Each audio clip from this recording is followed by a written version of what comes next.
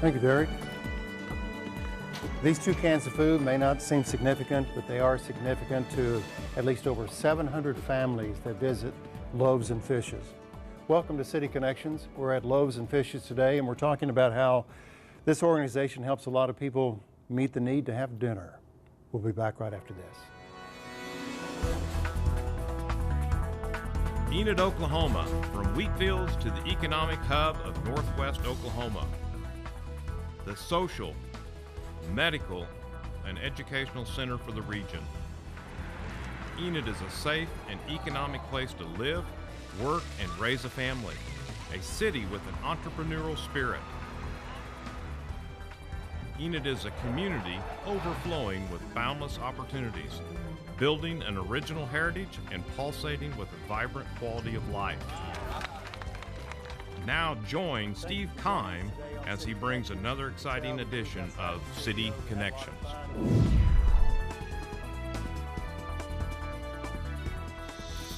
Thank you for staying with us on City Connections. My special guest now has a lot to do with Loaves and Fishes. My special guest is Gail Nguyen. Gail, good to have you. Thank you. Thank you for sharing your time with us today. Loaves and Fishes, for those watching our program today, you're the founder of this. Is that the safe term? Or? About 10 years ago, actually, it goes way back, a college friend asked me to be on the board, if I would be interested in being on the board of the Regional Food Bank of Oklahoma. Okay. And they had historically been an Oklahoma City organization, even though they served the western 2/3 of Oklahoma, but all their leadership had come from Oklahoma City.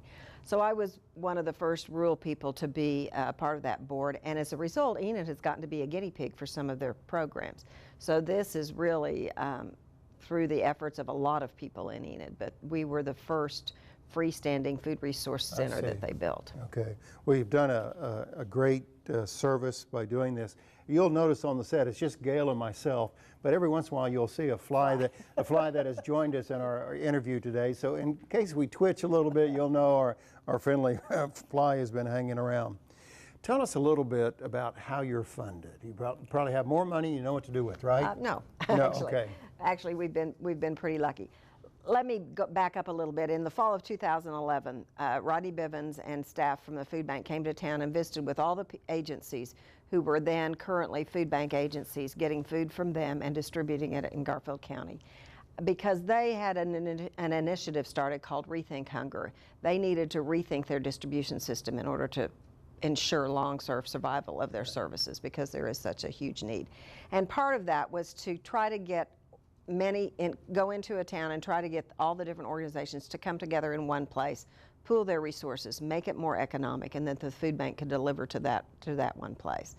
They took this idea, wrote a grant, and got a grant from the Kresge Foundation in Ohio, and decided to build 3 of these as experiments. So they purchased this building and remodeled it. So when it was handed over to us to operate, we came into it without having to had a capital fund drive or any debt. So as far as fundraising goes, we're very fortunate in that regard, in that we have this wonderful facility. Although we've learned, and they knew at the time it wasn't big enough. So ultimately we will have to do some expansion. But if you remember 3 years ago, there were no warehouses in Oklahoma, in Enid, because of the oil activity. And so we were fortunate to find this building. They remodeled it, created this space. So all of our funding comes from private donations, really, from individuals, from corporations, and from grants. We do some grant writing. And it comes from kids who have money gathered at birthday parties, all the way up to a few people who have been kind of underwriting us for the first 3 years of our operations. And our initial gift came from Park Avenue Thrift, who pays our director's salary for the first 5 years that we'll be in operation. So that was a big boost to get us started. But it all comes from individuals, a caring community. Very good. Believe it or not, both of us kind of have a farm background. So we'll talk about our connection to farms right after this.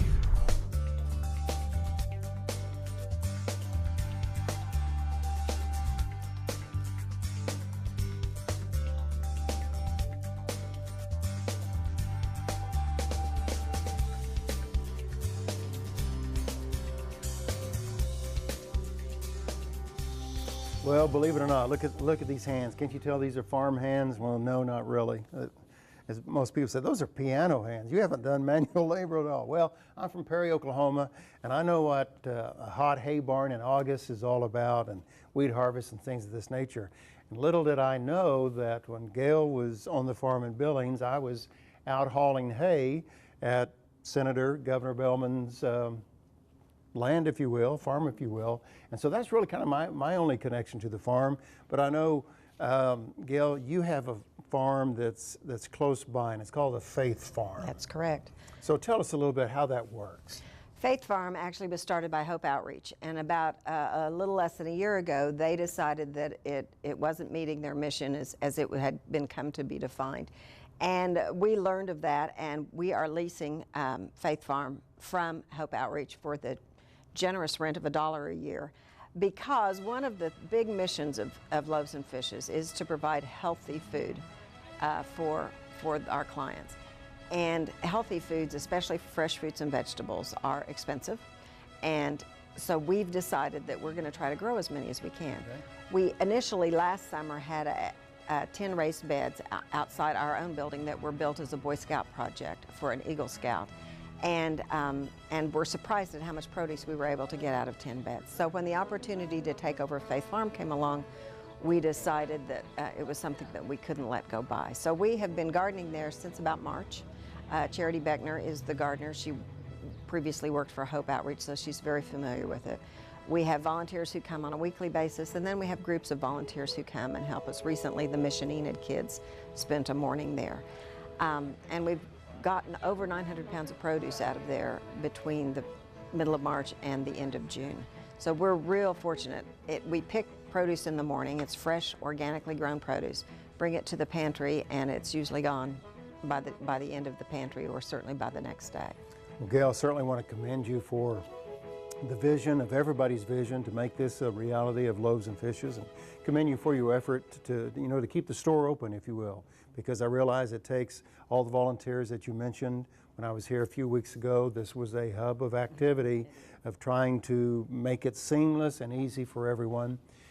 I know it takes, as you said, there's money, volunteers, food, and all this has to work together. What would be your kind of closing comments for someone, they're watching the program, Gail, and they're not really fully familiar with Loaves and Fishes, but they're looking for an organization to really give back to or help.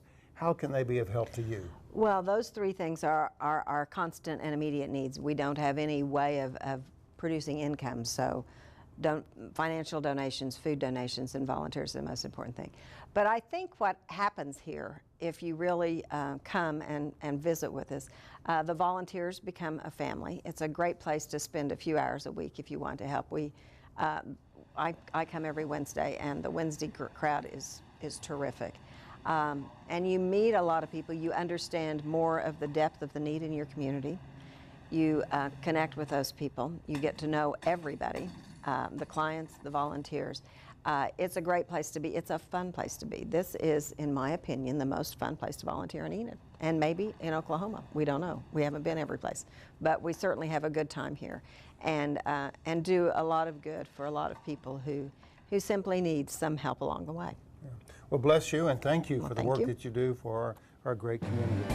Special guest today, Gail Nguyen of Loaves and Fishes. We've got another special guest, the Executive Director, and she will join us in just a moment.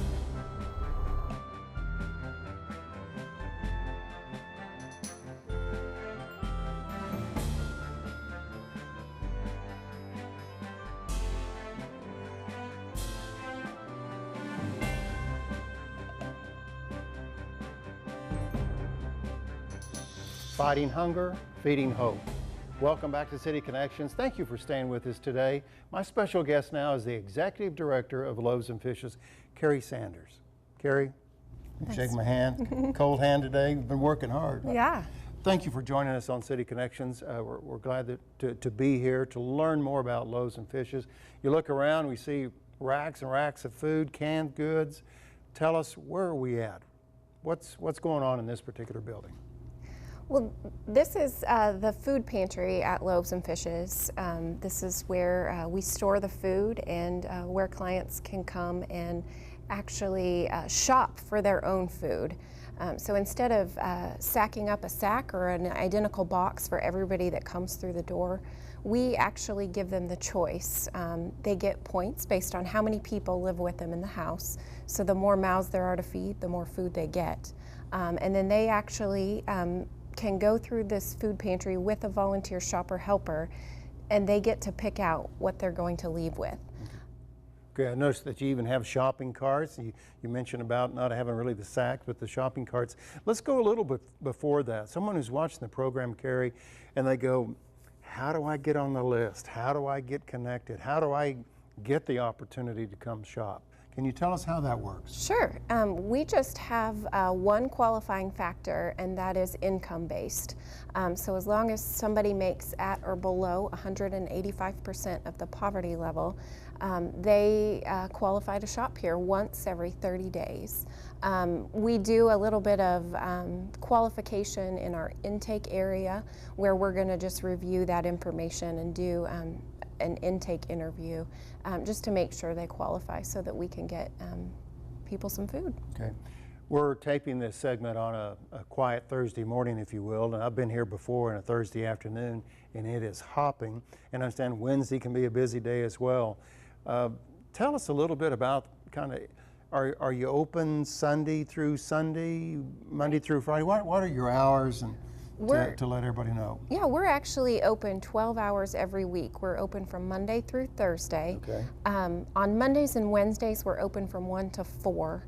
And on Tuesdays and Thursdays, it's kind of later, from 3 to 6, to allow people that work that still need some extra help to come by.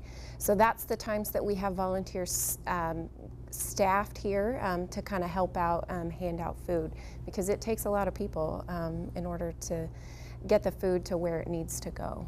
Well, Carrie, behind us you have racks, and to your left there's plenty of racks.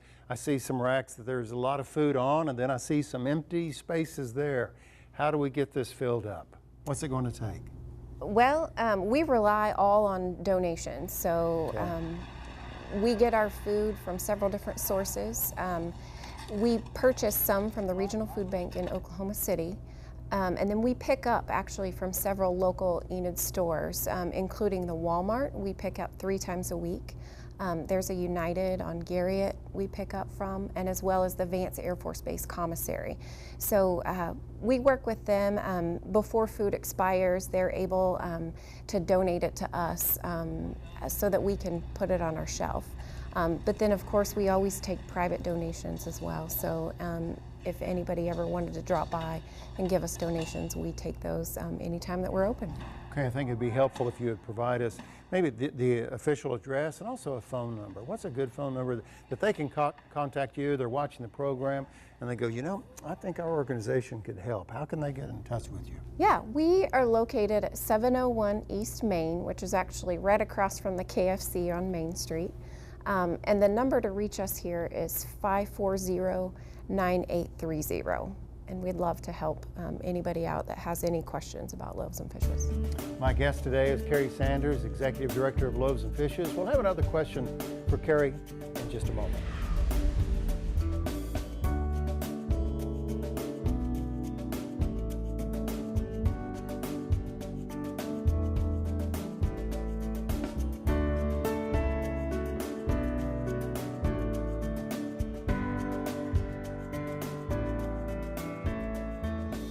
Thank you for staying with us on City Connections. My guest is Carrie Sanders, the Executive Director. And Carrie, I see the volume of food and even refrigerated items that you have here at Loaves and Fishes. I'm curious, and I imagine it's a pretty impressive number. Can you tell us how many people weekly or monthly or even through the year that you have served? What are those numbers? On average, we're seeing and helping about 730 families every month. Wow. That's every household. Now that translates into about 2,000 people, 2,000 people in our community that we're assisting, helping to get them food on their table so that they're able to eat every month. On average, we're seeing about 50 families come through every day. But of course, something that we had learned is that the summer months are actually our busier months. If you think about it, kids are out of school and they're not receiving breakfast and lunch at school, which puts a little extra stress on each family to provide 2 extra meals per child every day. And so we saw over 850 families last year in July and August, and we're expecting to either meet or exceed that again this July and August. Before I came to the City of Enid, I was the executive director of a statewide nonprofit, and I know the significance of having funding, volunteers, and everything. And I know in your case, as an executive director, you could probably use more funds and volunteers. What would be your all-call, or what would be the message to those watching the program today? I know by just talking to you, you really have a heart for what you do. So, you need some help? Absolutely. You kind of hit on the 3 things that we're always looking more of. The major one being volunteer help, because I'm only one person and it takes anywhere from 20 to 30 volunteers a day to run our operation. We have jobs for everyone here, starting with first thing in the morning, volunteering to drive the truck to pick up food for us, to stocking shelves, to making sure we're qualifying individuals or actually shopping with them. We even have a cleanup crew that comes in twice a week, so there's jobs for everybody. But then of course we always need extra money to continue to purchase food and to have the variety of food that we have and continue to keep fresh produce and low-fat dairy and meats that we feel are important to give away on the shelf as well. Well, Carrie, you're doing a great job. You're doing a good thing. You're assisting 700 families. That will stick with me. It's just the multitude of families that need help during a particular time in their life. So thank you for meeting us. We'll have some closing comments from Loaves Fishes right after this. Regional Development Alliance. Lisa, I understand. Thank you for being with us on City Connections. I look forward to how we're really on an economic roll right now. We have a lot of things going on, retail. As you can see, this grocery shopping cart's rather empty. It's very empty. And you see some of the refrigerator shelves in here are empty as well. So you can see the need that is in our community to feed over 700 families a month, that Loaves Fishes meets that particular need. I've learned a lot today, and I hope you've learned some things too about Loaves Fishes and the important role that they play in keeping Enid a great community. If you need the opportunity to reach out and help an organization, we encourage you to consider Loaves Fishes, along with many organizations in Enid that make us a great city. Thank you for joining us on City Connections. I hope you've enjoyed the program, and I look forward to visiting with you next week on another City Connections. Until that time, I'm Steve Keim, Director of Public Relations for the City of Enid. Make it a great day. If you have any suggestions for a program, feel free to send me a note at asksteve@enid.org. That's asksteve@enid.org.